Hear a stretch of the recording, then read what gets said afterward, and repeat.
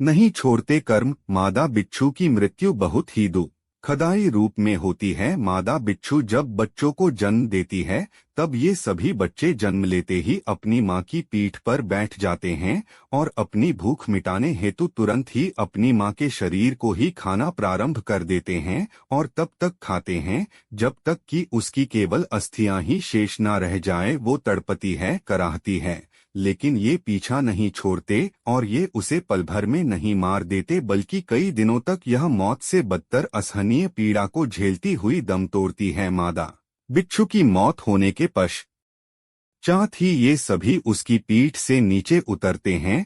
लख 84 के कुचक्र में ऐसी असंख्य योनियां हैं जिनकी स्थितियां अज्ञात हैं। कदाचित इसीलिए भवसागर को अगम और अपार कहा गया है। संतमत के मुताबिक यह भी मनुष्य योनि में किए गए कर्मों का ही भुगतान है, अर्थात इंसान इस मनुष्य जीवन में जो कर्म करेगा, नाना प्रकार की असंख्य योनियों में इन कर्मों के आधार से ही उसे दुहक सुख मिलते रहेंगे। यह तय है। मनुष्य जन्म बड़ी मुश्किल से मिला है। ये जो गलियों में आवारा जानवर घूम रहे हैं, न इन्हें भी कभी मनुष्य जन्म मिला था। इनमें से कोई डॉक्टर था, कोई इंजीनियर, कोई कुछ, और इनके गुरु भी इन्हें नाम का भजन करने को कहते थे तो हंसकर जवाब देते थे कि अभी हमारे पास समय नहीं है। वो मनुष्य जन्म हार गए, भगवान का भजन व धन्यवाद नहीं किया, पशु योनि में आ गए। अब देखो समय ही समय है। गलीगली आवारा घूमते हैं, कोई धुतकारता है, कोई फटकारता है, कर्म बहुत रूला डालते हैं, किसी को नहीं छोड़ते। अब नहीं समझेंगे